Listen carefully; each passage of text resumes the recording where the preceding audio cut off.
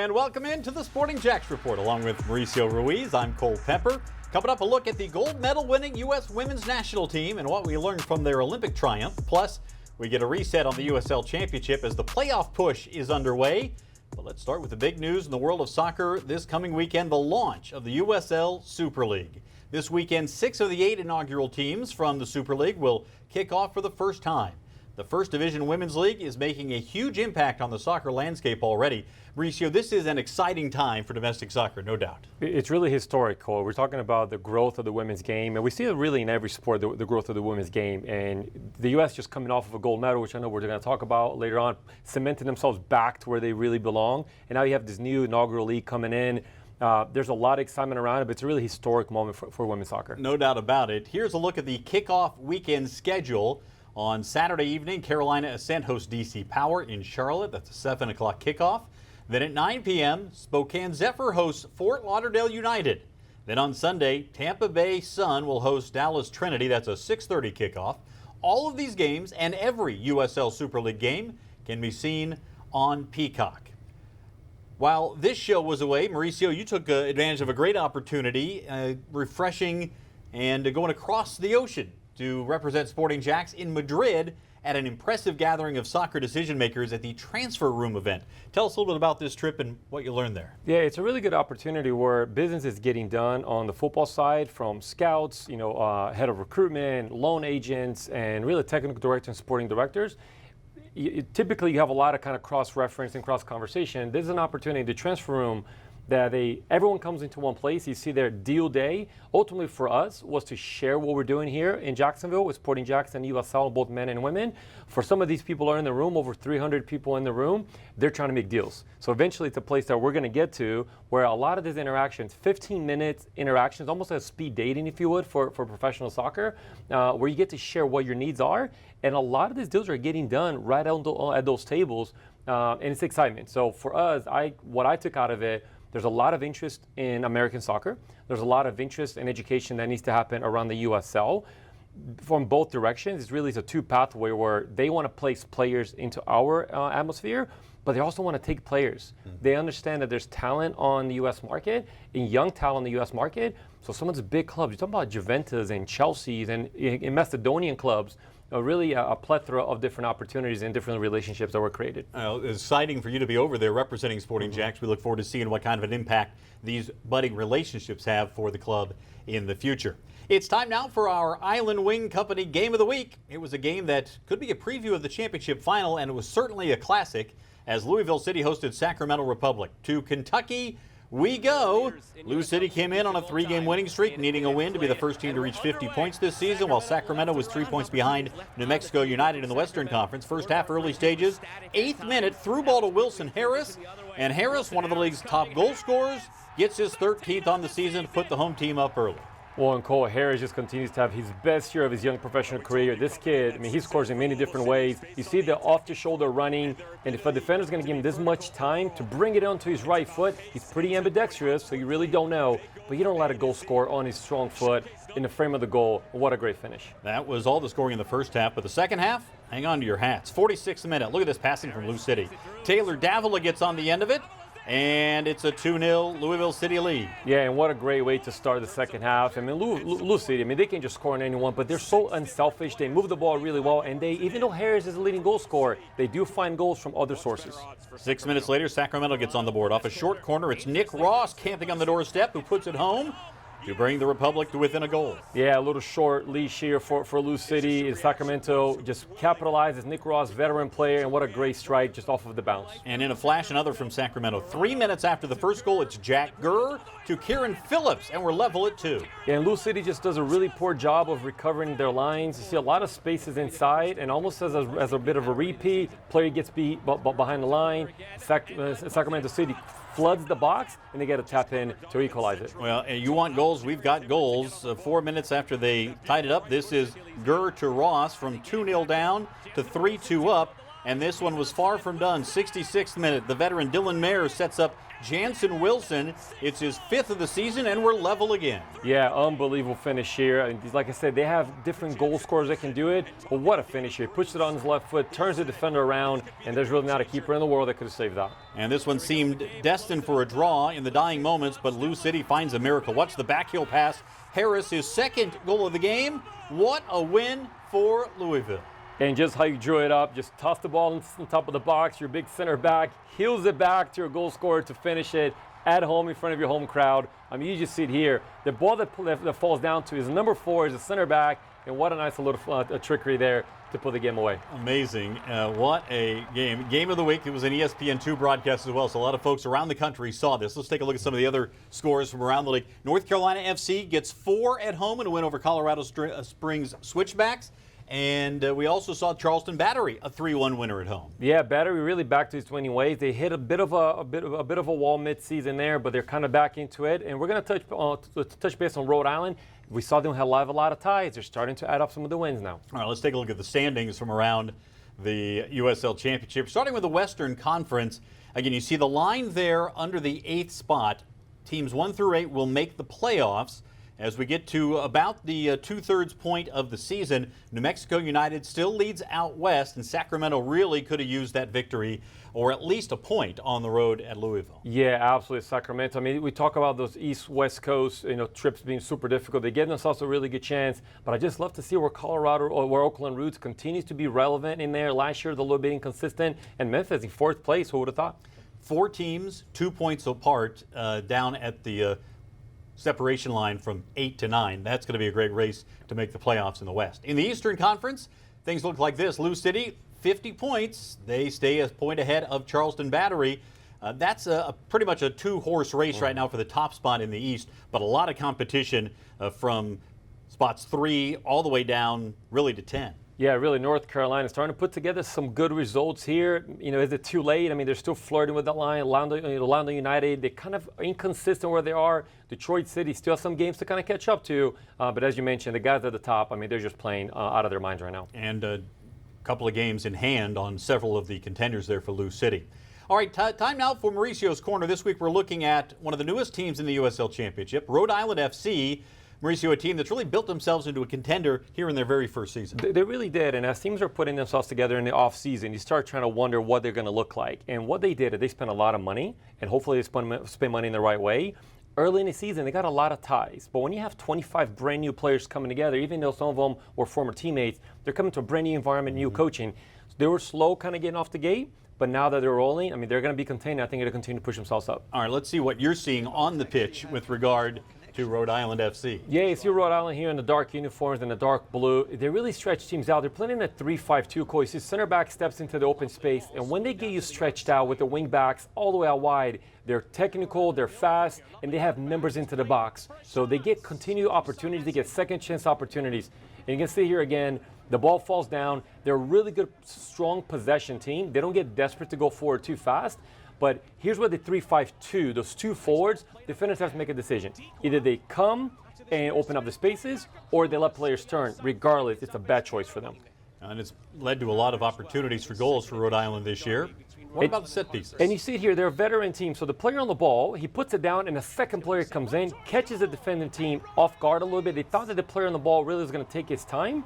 And if you look at what happens here on the second goal, exactly the same thing. They put the ball down, another player comes in, a veteran team. They know how to make most of these set piece opportunities, and they're tall and they're big. Their center backs come forward, and they're just a threat. Well, we're going to keep an eye on Rhode Island to see how things go as the playoffs approach, but also, of course, in the next season as they've had all these components starting to gel as their inaugural season continues. Let's turn our attention now to the games in Paris, in particular the U.S. women's national team in their first tournament under Emma Hayes. Certainly turned things in. As you know by now, the women took the gold medal with a thrilling 1-0 win over Brazil in the gold medal game. Mallory Swanson's second half goal was the difference. A tip of the cap as well to Alyssa Nair, who made some big saves in goal after bowing out of the group stage at the World Cup last time out. This was a major win for the U.S. and for Emma Hayes in her debut. Yeah, and really a house divided in my household, Cole, between Brazil and the U.S. My son is wearing the U.S. jerseys. I'm wearing the Brazil jersey, and really no one could lose. But what a game. Brazil was really better in the first half,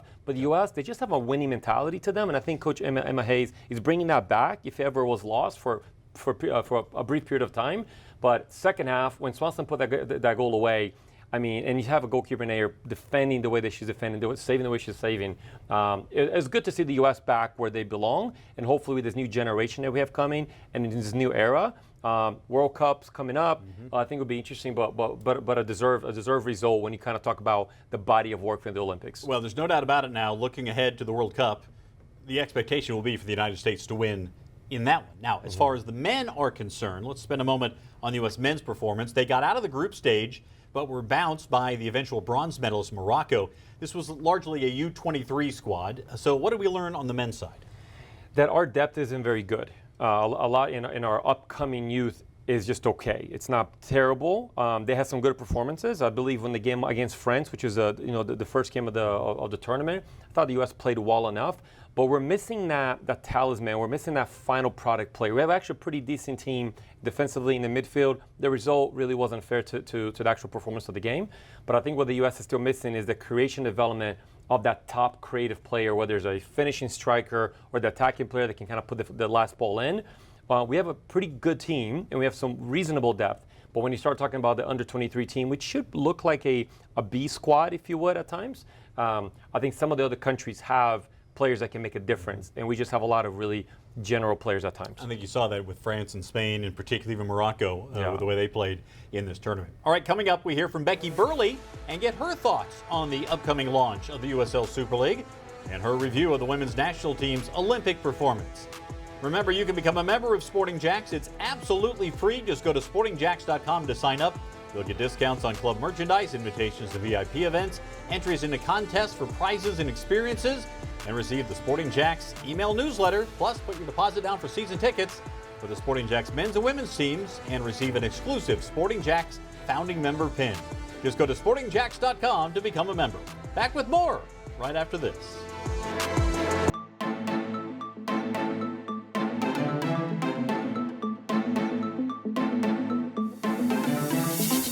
The USL national broadcast schedule continues. September the 6th, ESPN2 finds Phoenix Rising facing FC Tulsa.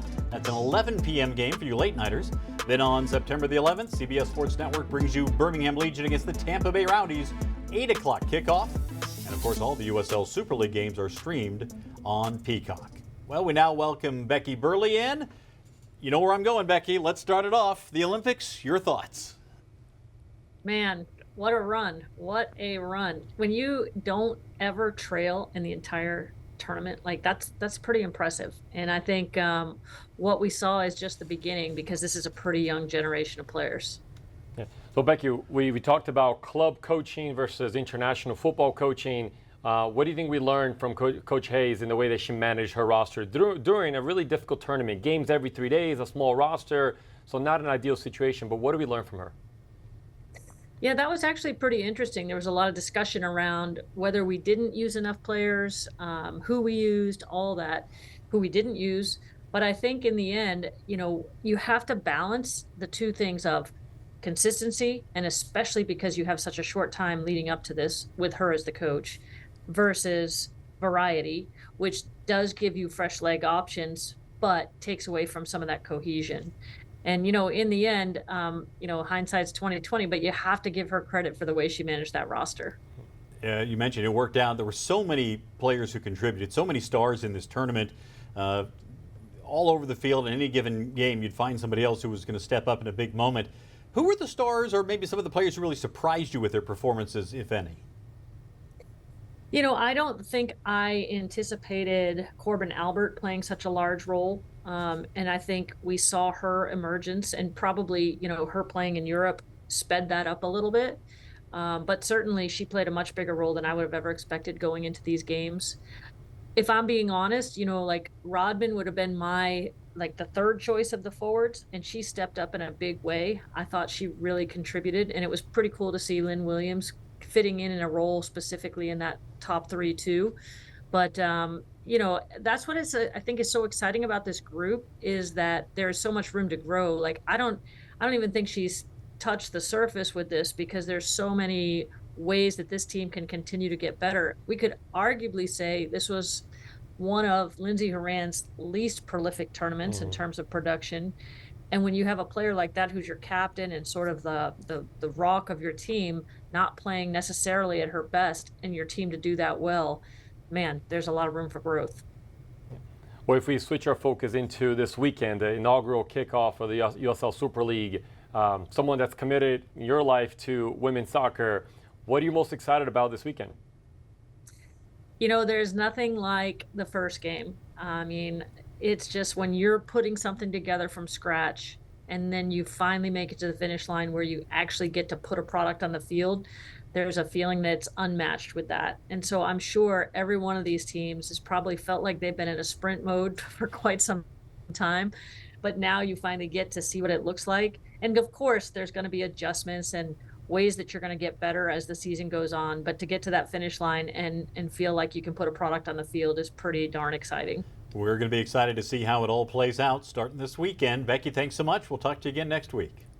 Sounds great. It's not too early to become a season ticket member of Sporting Jacks. Just go to sportingjacks.com, put your deposits down. $25 reserves your space for the men's or women's team, and if you want to reserve your spot for both, it's just $40. Go to sportingjacks.com to save your seat for pro soccer in Jacksonville. Still to come, our youth soccer spotlight. We hear from the USLW Defender of the Year, a star who shined right here in our area. That's next as the Sporting Jacks report rolls on.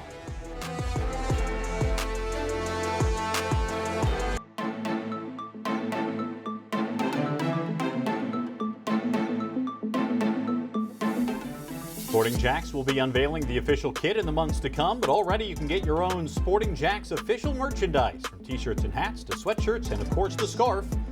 Find Sporting Jacks official merchandise at sportingjacks.com, at our official team store on Phillips Highway, and at We Got Soccer.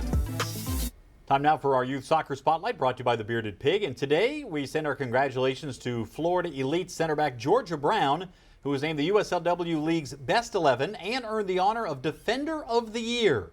Brown was tremendous on set pieces and corners. She's fearless in the air. And how about this as a stat? She scored more goals than her defense allowed all season. Scored 9 goals in 11 games, while Florida Elite conceded just 6. She was a big reason why. It was a season to remember, and now she's getting her senior season at USF underway while looking to a professional career in the near future. Yeah, I mean, I think as you want to progress up the levels of soccer, you have to have a unique point. You have to have something that people are like, oh, that's what they're known for, that's what they're good for, that's why I want her on the team. And as I have that height, I think it's important to take that advantage and make myself as much of a presence as possible.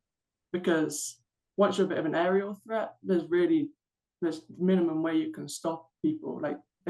Teams ended up having to put 2-3 players on me in the box at the end of the season to stop me scoring. And if I can do that, then that opens up time for other players to get on the ball. And they have the quality to finish as well. So, yeah, I think it's important to step on your strengths. And if you have a strength, to get that as good as possible so you can stand out from the rest. What is the defensive equivalent of scoring a goal? Keeping a clean sheet, honestly. Even if we'd won the game 6-0, if we won it 6-1, I'd honestly be disappointed, because I love the defensive mentality. The goal is our territory, and if you get into that territory, I'm not happy.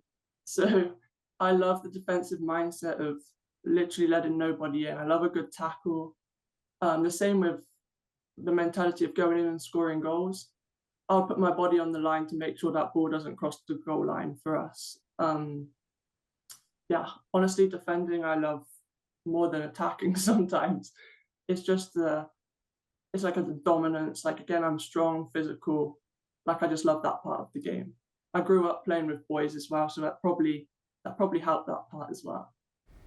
Wow, what a great season Brown had. I really like her mentality on the pitch as well. Yeah, she's fantastic. And she's right. I mean, she does have a strength, which is her physical toughness and her presence, but I think she's selling herself a little bit short. because she actually is a pretty complete package. She's technical, she's intelligent as they come. Her mentality is fantastic. And yes, she can put in a tackle. She's like a proper old school center back that likes to get dirty, likes to get bloody, but she's a lovely young lady. And to be the defender of the year nationally for all of the teams that compete, obviously the team had great success with her as a captain behind it, but she has a bright future in front of her. No doubt about it. We'll be following her process as her final season in college progresses and beyond. Hey, be sure to join us every Tuesday night at 6 on 1010XL for the Sporting Jacks Soccer Hour. That's 10:10 a.m. You can also listen online or on demand at 1010XL.com. Still to come, we look ahead to what comes next. That's straight ahead as the Sporting Jacks Report continues.